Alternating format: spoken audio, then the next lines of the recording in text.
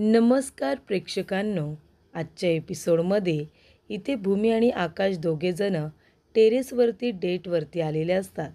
त्यानंतर प्रेक्षकांनो, इथे भूमीने आता टेरेसवरती सगळी तयारी केलेली असते. म्हणजे छान असं टेबल सजवलेलं असतं, 2 खुर्च्या आणि त्याचबरोबर इथे आकाशला बरं वाटावं म्हणून त्यासाठी भूमी काही स्पेशल गोष्टी करत असते. जेव्हा इथे भूमी आता टेरेसवरती फॅन वगैरे चालू करते, तेव्हा इथे आकाश म्हणतो, खरंच खूपच छान वाटते मला, खूपच जास्त रिलॅक्स वाटते. तेव्हा भूमी म्हणते, हो ना आकाश, आता बघ तुला अजून रिलॅक्स वाटेल, जरा तुझा हात दे. तेव्हा आकाश आपला हात देतो आणि म्हणतो, भूमी काय करतेस तू? तेव्हा भूमी म्हणते, काही नाही. आणि ती त्याच्या हाताला आता दाबून देत असते, चेपून देत असते. त्याच्या हाताला ती जेव्हा इथे आपल्या नाजूक हाताने दाबायला सुरुवात करते, तेव्हा त्याला अजूनच बरं वाटत असतं, त्याला रिलॅक्स वाटत असतं. बरं, इथे हाताचे पंजे फक्त दाबून जमत नाही, तर ती लगेचच जाते आणि त्याचे खांदे दाबायलासुद्धा सुरुवात करते. तेव्हा प्रेक्षकांनो, इथे आकाश म्हणत असतो, भूमी अगं हे काय करतेस तू? तेव्हा भूमी म्हणते, आकाश मी जे काही करते ना ते मला करू दे, तू फक्त शांतपणे बसून राहा. बरं, तू काहीही बोलू नकोस, तू फक्त शांतपणे बसून राहा. बायकोला इतक्या दिवसानंतर सेवा करायची संधी मिळाली आहे, तर सेवा करून घे ना आणि मलासुद्धा तुझी सेवा करू दे. माझं इथे पत्नी धर्म मला निभावू दे. तेव्हा प्रेक्षकांनो, इथे आता भूमी खांदे वगैरे दाबत असते आणि थोडी इमोशनल होते. भूमी म्हणत असते की कितीतरी दिवसानंतर मी माझ्या नवऱ्याची सेवा करते आकाश, करू देत ना, तू गुपचूप बसून घे बरं. तेव्हा आकाश इथे आता इमोशनल होत असतो. भूमीसुद्धा इमोशनल होते. ती म्हणत असते, आकाश मला माहिती आहे तू हे सगळं मिस करत होतास ना, मी सुद्धा तुला खूप मिस करत होते आणि म्हणूनच तुला बरं वाटावं म्हणून मी तुला स्वतः थोडा थोडा हलका मसाज देते. त्यानंतर प्रेक्षकांनो, इथे आता भूमी जेव्हा त्याचे खांदे वगैरे चेपून देत असते आणि तो इमोशनल होतो, तेव्हा आकाश लगेचच उभा राहतो आणि इथे एका बाजूला जाऊन तो रडायला लागतो. तेव्हा भूमी म्हणते, आकाश हे बघ, मनामध्ये जे काही असेल ना साठवून ठेवू नकोस हा. मनामध्ये जे काही असेल ते शेअर कर, बोल आमच्याबरोबर. आता एवढी सगळी माणसं आहेत, मनातल्या गोष्टी मनामध्ये ठेवायच्या नसतात, सांगायच्या असतात. तेव्हा प्रेक्षकांनो, आकाश आपला गप्पा असतो. भूमी म्हणत असते, मला माहिती आहे आकाश, तुझ्या मनाची काय अवस्था होत होती. मी पण हे सगळं मिस करत होते, कारण आपण दोघेजणं एकमेकांसाठी बरेच दिवस इथे एकमेकांपासून दूर होतो. म्हणजे ठीक माझी त्याच्यामध्ये मर्जी सामील नव्हती, पण तरीसुद्धा आपल्याला एकमेकांपासून वेगळं राहावं लागलं.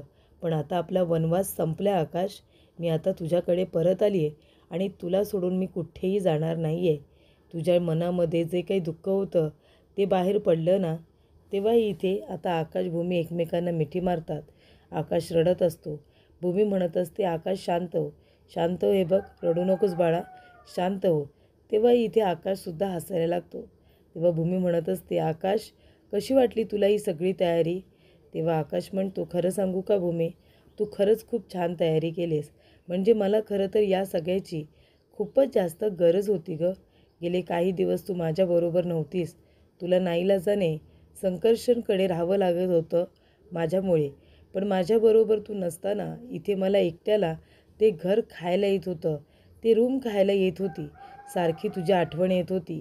तेव्हा इथे भूमी म्हणते, हो आकाश, मलासुद्धा तुझी सारखी आठवण यायची, अगदी इतकी की सगळं काही सोडून तुझ्याकडे धावत पळत यावं असं वाटत होतं रे मला. तेव्हा इथे आकाश म्हणत असतो की भूमी, अगं माझीसुद्धा अवस्था तीच होती. मी सुद्धा किती वेळा तरी तुझ्या दारातून परत गेलो होतो आणि हे तुला पण माहिती आहे. तेव्हा भूमी म्हणते, हो हे मला पण माहिती आहे. तेव्हा आकाश म्हणत असतो, पण आता आता सगळ्या गोष्टी सुरळीत आहेत. आता माझं कुटुंब माझ्याबरोबर आहे. माझी भूमी, क्षितिजा, इथे आता अथर्व, मानसी, हे हे आता आकाश आणि भूमीचं कुटुंब असतं. त्यानंतर प्रेक्षकांनो, आकाश म्हणत असतो, भूमी तू हे जे काही केलं आहेस ना माझ्यासाठी, ते खरंच मला खूप आवडलं आहे. म्हणजे जणू काही माझ्या मनामध्ये जे काही दुःख होतं, ज्या काही सगळ्या भावना होतात, ज्या तू म्हणालीस तसं मी अगदी दाबून ठेवल्या होत्या, त्या मला इथे तुमच्यासमोर, तुझ्यासमोर स्पेशली मला सांगता आल्या. मी एक्सप्रेस झालो. मी कुणाजवळ काही बोलत होतो, काही नव्हतो. मी शांत शांत असायचो. पण मी बोलायला लागलो, मी तुझ्याबरोबर एक्सप्रेस करायला लागलो, तेव्हा माझ्या मनातलं दुःख थोडंफार तरी कमी झालं. तेव्हा इथे भूमी म्हणते, आकाश आता अजिबात रडायचं नाही हां. आता मी आली आहे ना, आता मी तुला सोडून कधी कुठेच जाणार नाही. आपला वनवास जो होता ना तो आता संपला आहे. आता आपण इथे एकत्र आलो आहे. तुला बरं वाटावं, तुझ्याबरोबर वेळ घालवायला यावा म्हणून इथे मी ही छोटीशी आपल्यासाठी डेट तयार केली आहे. तेव्हा आकाश म्हणतो, मला तर खूप आवडले खरंच. म्हणजे जे काही मला करायचं होतं तुझ्यासाठी त्याची सुरुवात तू केली आहेस असं मला वाटतं. तेव्हा इथे आकाश म्हणत असतो की आता इतकं छान वातावरण आहे. भूमी या सगळ्यामध्ये जर गरमागरम चहा भेटला असता तर मज्जाच आली असती. तेव्हा भूमी म्हणते, हो ना, अरे मी तुझी बायको आहे. मी नाही तुझ्या मनातलं ओळखणार तर कोण बरं ओळखणार. तेव्हा इथे भूमी म्हणते, साहेब ही घ्या, ही तुमची चहा. तेव्हा प्रेक्षकांनो इथे आकाश म्हणत असतो, भूमी अगं किती विचार करतेस गं तू. म्हणजे या घराचा, या घरातल्या माणसांचा खरंच खूप विचार करतेस. त्यानंतर प्रेक्षकांनो इथे आकाश म्हणत असतो, भूमी अगं आता इतकं छान वातावरण आहे, याच्यामध्ये जर गरमागरम भजी भेटली असती ना तर किती छान झालं असतं गं. तेव्हा भूमी म्हणत असते की भजी ठीक आहे बनवते ना. तेव्हा प्रेक्षकांनो भूमी जाते आणि लगेचच आता डबा घेऊन येते. त्याच्यामध्ये तिने आधीच आकाशसाठी बटाटा भजी बनवलेले असतात, जे की आकाशचे खूपच जास्त फेवरेट आहेत. त्यामुळे प्रेक्षकांनो इथे आता बटाटा भजीचा पहिला घास आकाश आपल्या लाडक्या भूमीला भरवतो. त्यानंतरला प्रेक्षकांनो भूमी आता भजी उचलते आणि तीसुद्धा केचप बरोबर आकाशला आता भरवते. तेव्हा प्रेक्षकांनो केचप घेऊन भूमीने आता प्लेटवरती आय लव्ह यू टू पूर्ण केलेला असतो. त्यानंतर प्रेक्षकांनो इथे केचपने छान अशी सजावट केल्यानंतर भूमी म्हणत असते, आकाश तुला आवडतात ना म्हणून बटाटा भजी बनवल्यात, चल तू आता खाऊन घे ना. तेव्हा प्रेक्षकांनो इथे आता आकाशला बटाटा भजी खूप आवडतात. तो खाऊन वगैरे घेत असतो. त्याच्यानंतरला इथे आकाश म्हणत असतो की भूमी छान तू इथे म्युझिक लावलेस, गरमागरम चहा, कॉफी सगळं काही इथे रेडी आहे. फक्त तुला माझ्याबरोबर थोडासा आता डान्स करायचा आहे. तेव्हा इथे भूमी म्हणते, ठीक आहे. भूमीने सुद्धा डान्ससाठी आता परवानगी दिलेली असते. बरं चल, इथे तिने चहा कपसुद्धा आणलेले असतात. तेव्हा भूमी इथे कपामध्ये चहा वगैरे ओतून देते आणि मग इथे आकाश आणि भूमी दोघेजण चहा पित असतात. एकमेकांबरोबर छान इथे गप्पा मारत असतात. तर इथे गरमागरम भजी, चहा आणि त्याचबरोबर प्रेक्षकांनो इथे आता आकाशसाठी जास्तीत जास्त वेळ. तेव्हा आकाश म्हणतो, चल आता आता चहा वगैरे प्यायलो आहे ना, थोडासा आता डान्स करूया. तेव्हा इथे प्रेक्षकांनो आकाशने खूपच छान असं गाणं लावलेलं असतं आणि त्याच्यावरती दोघेजणं डान्स करत असतात. इथे आता कपल डान्स खूपच जास्त रोमॅन्टिक डान्स करत असतात आणि त्यामुळे इथे आता भूमी तर खुश असतेच, कारण तिला डान्स वगैरे करायला खूप आवडतो, आपण बघितले. आणि इथे आता आकाशसुद्धा तिच्याबरोबर छान आता तालासुरामध्ये डान्स करत असतो. तेव्हा इथे प्रेक्षकांनो भूमी आणि आकाश दोघेजण एकत्र वेळ घालवत असतात, जास्तीत जास्त वेळ स्पेंड करत असतात. आणि त्यानंतर प्रेक्षकांनो इथे भूमी आपल्या मनामध्ये म्हणत असते की आकाश तुझ्या मनातून हे सगळं काढणं खूप गरजेचं होतं. तू खूपच जास्त इथे भरला होतास. मनामध्ये जे काही साचलं होतं त्यामुळे तू माझ्यावरती विश्वास ठेवायलासुद्धा तयार नव्हतास, मला माहिती आहे. आणि म्हणूनच मी हे सगळं केले आकाश, तुझ्यासाठी, तुझ्या मनातलं काढण्यासाठी. पण आता तू रिलॅक्स राहशील. आता रिलॅक्स आहेस म्हणूनच मी माझा मोर्चा आता पुन्हा रागिनी आत्यांकडे वळवते. त्यांच्या मागे मी आता हात धुवून पडणार आहे, सोडणार नाही आहे मी त्यांना. तेव्हा प्रेक्षकांनो इथे आता भूमी म्हणत असते की आकाशला ज्या ज्या लोकांनी त्रास दिला आहे ना त्यांना त्यांना मी सोडणार नाही आहे. तेव्हा इथे आता मी जास्तीत जास्त लक्ष इकडे आता रागिनी आत्यांकडे देणार आहे, कारण तेच माझं मिशन आहे. आता घरामध्ये अभिजितसुद्धा परत आलं आहे, सगळं कसं व्यवस्थित होणार आहे असं इकडे आता भूमी म्हणत असते. त्यानंतर प्रेक्षकांनो इथे रागिनी येते आणि म्हणते, चल माझ्याबरोबर चल. आणि ती अभिजितचा हात पकडून त्याला आता बाहेर घेऊन जाते. अभिजित म्हणत असतो, आई अगं कुठे घेऊन आली आहेस तू मला, कसली जागा आहे ही आणि इथे कशासाठी मला घेऊन आली आहेस. तेव्हा इथे रागिनी म्हणते, तोतया मला आई म्हणू नकोस, कळलं ना, मी तुझी आई नाही आहे, समजलं तुला, मला आई म्हणायचं नाही. तू तोतया आहेस, तोतया फ्रॉड आहेस, फ्रॉड. इथे आम्हाला फसवायला आलं आहेस ना? माझ्या अभिजितबद्दल माहिती गोळा करून आलं आहेस. तू अभिजित नाही आहेस माझा. तेव्हा इथे आता अभिजित म्हणत असतो, आई अगं असं काय करते आहेस तू? मीच तर तुझा अभिजित आहे ना. अगं इथे तू मला स्वीकारायला का तयार होत नाही आहेस? एका मोमेंटला मला असं वाटलं की माझी आई आता माझा मुलगा म्हणून स्वीकार करेल, पण इथे तर तू अजिबात 1% माझ्यावरती विश्वास ठेवत नाही आहेस. का असं करतेस आई? तेव्हा रागिनी म्हणत असते, खोटं बोलू नकोस, कळलं ना, खोटं नको बोलूस. तेव्हा इथे रागिनी बंदूक काढते आणि म्हणते, चल मग मरायलासुद्धा तयार राहा. काय गरज आहे रे तुला खोटं बोलायची? कशासाठी आलायस इथे? तू माझा अभिजित असूच शकत नाही. तो म्हणतो, आई अगं असं काय करतेस? मी अभिजितच आहे. रागिनी म्हणते, तो जिवंत कसा काय असू शकतो? मी त्याला माझ्या असं ती म्हणते आणि गप्प बसते. खरं तर तिने तिच्या हाताने त्याला मारले की काय माहिती नाही. त्यानंतर प्रेक्षकांनो इथे आता रागिनी तीच पिस्तूल काढते आणि इथे अभिजितच्या छातीला लावते आणि म्हणते की कोण आहेस तू आणि का माझी फसवणूक करायला आलेस ते सांग. माझ्याबद्दल तुला काय माहिती आहे? माझ्याबद्दल आणि अभिजितबद्दल काहीतरी माहिती असेल.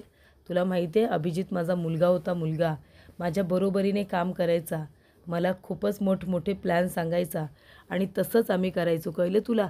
असा होता माझा मुलगा. तुझ्यासारखा कधीच बोलला नसता असा मुळमुळीत. तेव्हा इथे अभिजित म्हणतो, आई अगं असं काय करतेस? मी मुळमुळीत नाही आहे. मी खरंच सांगतोय अगं, मनापासून सांगतोय. मला इथे नाही थांबायचं आहे. जर तुझा माझ्यावरती विश्वासच नसेल तर मी कशाला थांबू ना? हे बघ आई, मी खरंच सांगतोय तुला, जे काही आहे ते खरं खरं सांगतोय. मी तुझा अभिजितच आहे अगं. हवं तर बघ ना माझ्याकडे. अगं माझ्याकडे बघ. तेव्हा इथे रागिणीला वाटत असतं की हा जर जिवंत आहे तर मग ह्याला माझा सिक्रेट माहिती असेल का? मी ह्याच्याबरोबर ज्या पद्धतीने वागले याला सगळं आठवत असेल. तेव्हा प्रेक्षकांनो इथे आता रागिनी म्हणत असते, गपे तोतया, खोटं बोलतोयस तू, खोटं. फ्रॉड कुठला, मला इथे फसवायला आला आहेस ना? तेव्हा इथे अभिजित म्हणतो, तुला का फसवलं जाईल? असं काहीही करत नाही आहे मी आई. अगं मी तुझा मुलगा आहे आणि म्हणून मी तुझ्याकडे परत आलो आहे ना. एक ना एक दिवस तू मला स्वीकारशील असं मला वाटत होतं, पण तसं तर काहीच होताना दिसत नाही आहे. मग मी कशाला राहू ना इथे? मग मी निघून जातो.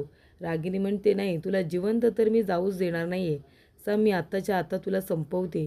तेव्हा प्रेक्षकांनो इथे आता रागिनीने अभिजितवरती बंदूक उगारलेली असते. तेव्हा इथे आता पौर्णिमा आलेली असते. पौर्णिमा लगेचच तिचा हात पकडते आणि बंदूक बाजूला करते आणि म्हणते, आई तुम्ही हे काय करताय? तेव्हा रागिनी म्हणते, पौर्णिमा तू इथे काय करतेस गं? तेव्हा पौर्णिमा म्हणते, मी जे करायला आली आहे ना तेच मला करायला हवं होतं. तुम्ही का माझ्या नवऱ्याला इथे घेऊन आलात? हे बघा, माझ्या नवऱ्याला मी बरोबर ओळखलं आहे. तुम्ही ओळखा नाही तर नका ओळखू, पण मी बरोबर ओळखलं आहे आणि त्यांच्यापासून लांब राहायचं. तेव्हा प्रेक्षकांनो रागिनी म्हणते, अच्छा पिस्तूल खाली कर, पिस्तूल खाली कर. अजिबात माझ्यावरती इथे आता बंदूक ताणायची नाही, माझ्यावरती गोळी झाडायची नाही, समजलं का? मला नाही भीती दाखवायची अजिबात. तेव्हा इथे आता रागिनी पौर्णिमाला बाजूला करते.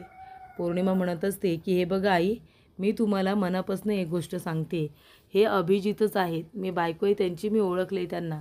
तुम्ही तर आई आहात ना, तुम्हीसुद्धा ओळखा ना. तुम्ही ओळखत का नाही त्यांना? आणि एक गोष्ट लक्षात ठेवा, जर इथे काही अभिजितला झालं तर मात्र आमच्यावरती आरोप केलेले मी सहन करणार नाही, कारण इथे मी नाही तर आत्या त्याला खायला देत आहेत. त्यानंतर प्रेक्षकांनो इथे आता रागिनी म्हणत असते की अभिजित तू कुठेही जाऊ नको. पौर्णिमा थांब, मला त्याच्याशी बोलायचं आहे. तेव्हा इथे पौर्णिमा म्हणते की काय बोलायचं आहे तुम्हाला? हे बघा आई, तुम्ही आता वाटेल तसे प्रश्न त्यांना विचारू नका. त्यांनी किती परीक्षा द्यायची आहे, तुम्हाला त्यांच्यावरती विश्वास ठेवायचा असेल तर ठेवा, नाहीतर नका ठेवू ना. काय जबरदस्ती आहे? तेवढ्यातच प्रेक्षकांनो रागिनी म्हणते, अगं तू इथे कशी काय आलीस? तुला कशी कळली ही जागा?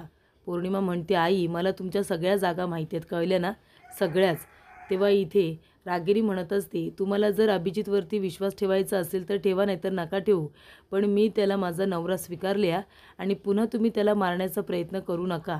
तर प्रेक्षकांनो हे सगळं पौर्णिमाला रागिनीने सांगितलेलं असतं. ती म्हणते, पौर्णिमा अगं अभिजित कुठे आहे?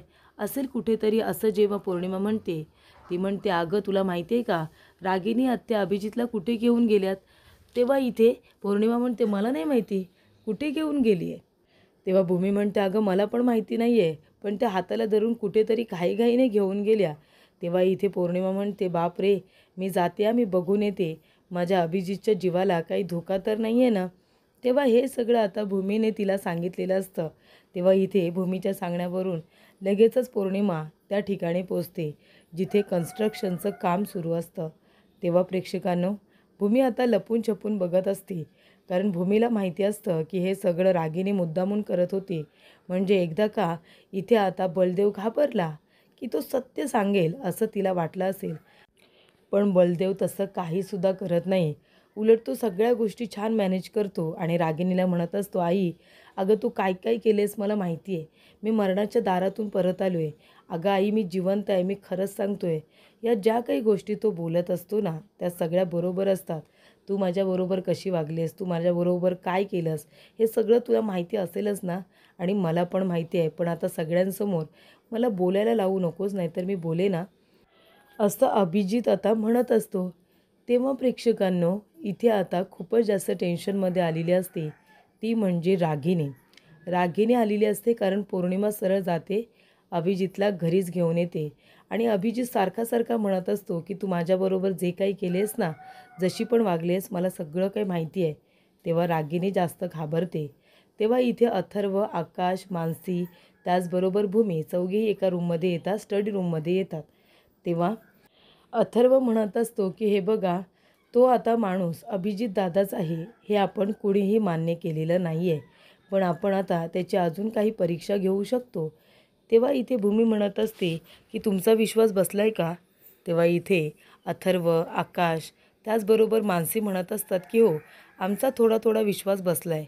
कारण का, पौर्णिमा किती मूर्ख असू दे, कशी असू दे, पण एक बाई आपल्या नवऱ्याला बरोबर ओळखते. त्याच्यामुळे आता मी त्यांना ओळखलं आहे, ते माझे अभिजितच आहेत. तेव्हा प्रेक्षकांनो, इथे आता भूमी म्हणत असते की आपण अजून एकदा त्यांची परीक्षा घेऊया आणि मग जर त्याच्यामध्ये ते पास झाले तर ते आपले अभिजित आहेत, याच्यावरती माझाही विश्वास बसेल, नाहीतर माझा विश्वास बसणार नाही. तेव्हा इथे आता भूमी म्हणते, आकाश, त्यासाठी माझ्याकडे ना एक प्लॅन आहे. इथे आता जर तो माणूस अभिजित असेल तर आपल्याकडे त्याच्या काही व्हिडिओज वगैरे आहेत ना, काही फोटोज आहेत, ते मी त्याला दाखवते आणि मग मी त्याला विचारेन की या फोटोबद्दल काही माहिती आहे का, या व्हिडिओबद्दल काही माहिती आहे का, कुठला कार्यक्रम होता. हे जर एक्झॅक्टली इथे आता त्याने सांगितलं फोटो बघून, तर मात्र मी लगेचच विश्वास ठेवेन की हा आपला अभिजितच आहे म्हणून. तेव्हा इथे पौर्णिमा म्हणत असते, आईने असं का केलं, का तुम्हाला घेऊन गेले आणि तुमच्यावरती बंदूक ताणली. आईने जर पुन्हा असं काही केलं ना, तर मी अजिबात सहन करणार नाही हा. कारण आईंबद्दलचं सत्य जास्तीत जास्त जर कुणाला माहिती असेल तर मला आहे.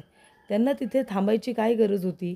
आणि जर त्यांना थांबायचं होतं तर तुम्हाला स्वतःबरोबर का बरं घेऊन गेल्या. तेव्हा प्रेक्षकांनो, अभिजित म्हणत असतो, पौर्णिमा, तू नको काळजी करू. हे बघ, आईला आपण थोडासा वेळ देऊया, ती तिच्या वेळेनुसार मला नक्की ओळखेल. तेव्हा इथे पौर्णिमा म्हणते, आहो, पण आईंचं हे वागणं ना मला अजिबात आवडलेलं नाही आहे. जर त्यांनी पुन्हा तुम्हाला त्रास देण्याचा प्रयत्न केला ना, तर त्यांच्याविषयी मला जे जे काही माहिती आहे ना, ते सुद्धा सांगायला मी मागे पुढे बघणार नाही. तेव्हा अभिजित म्हणतो, तेच तेच हवं आहे मला, तेच. म्हणजे तू असंच काहीतरी कर ज्याने हे नाटक लवकरात लवकर संपेल आणि त्या रागिणीचं आणि अभिजितचं जे काही नाटक आहे ते सगळ्यांच्या समोर येईल. तेव्हा पौर्णिमा म्हणते, बरोबर बोलताय तुम्ही, अगदी बरोबर, तेच केलं पाहिजे. तेव्हा प्रेक्षकांनो, पौर्णिमाचं अभिजितवरती खूप प्रेम असतं. रागिणी ज्या पद्धतीने त्याला घेऊन जाते आणि त्रास देण्याचा प्रयत्न करते, बंदूक उगारते, तीच बंदूक आता पौर्णिमा इथे रागिणीवरती उगारते आणि म्हणते, आई, लांब व्हा, लांब व्हा, तुम्ही अजिबात समोर येऊ नका. आणि आंबे तिथे फेकून ती सरळ तिथून निघून जाते. तेव्हा प्रेक्षकांनो, इकडे आता पुढील भागामध्ये आकाश, भूमी, अथर्व, मानसी सगळेजण इकडे या. आणि काही तोतिया बहिरूपी बसलेस का इथे. त्यानंतर प्रेक्षकांनो, इथे आता अभिजित बाहेर निघून जातो. तेव्हा पौर्णिमाला खूपच टेन्शन आलेलं असतं. पौर्णिमा म्हणत असते, आई, तुम्ही जे काही करण्याचा प्रयत्न करताय ना, हे मला अजिबात आवडलेलं नाही आहे. तेव्हा अथर्व येतो आणि म्हणत असतो, दादा, चल माझ्याबरोबर. कितीतरी दिवसानंतर सगळेजण पत्ते खेळायला बसलेत, तू आलायस म्हणून, चल सगळ्यांबरोबर पत्ते खेळ. तेव्हा इथे मानसी म्हणते, त्याची काही गरज आहे का, भाऊजी तुम्ही आराम करा ना. तेव्हा इथे आकाश म्हणत असतो, नाही नाही, आराम करून करून थकलो मी आता. आणि जर मुलं म्हणतायतच ना, ते सुद्धा माझी काळजी घेतील, हो की नाही? आणि मी खेळणार. तेव्हा प्रेक्षकांनो, इथे आता रागिणीने बलदेवला फसवण्यासाठी किचनवरती चेन ठेवलेली असते. जेव्हा अभिजित ती चेन बघतो, ती उचलतो आणि खिशामध्ये टाकतो. तेव्हा रागिणी व्हिडिओ बनवत असते. ती म्हणते, "आत्ता कसं फसलास? चोरट्या चोरी केलीसच ना? आता हा व्हिडिओ सगळ्यांना दाखवते आणि तुला एक्सपोज करते." असं इथे आता रागिणी म्हणत असते. आणि त्यानंतरला इथे रागिणीने सगळ्यांच्या समोर अभिजितला एक्सपोज करायचं ठरवलेलं असतो. तो व्हिडिओ आता ती सगळ्यांना दाखवत असते, ज्याच्यामध्ये बलदेवने ती चेन खिशामध्ये ठेवलेलं आता रेकॉर्ड झालेलं असतं.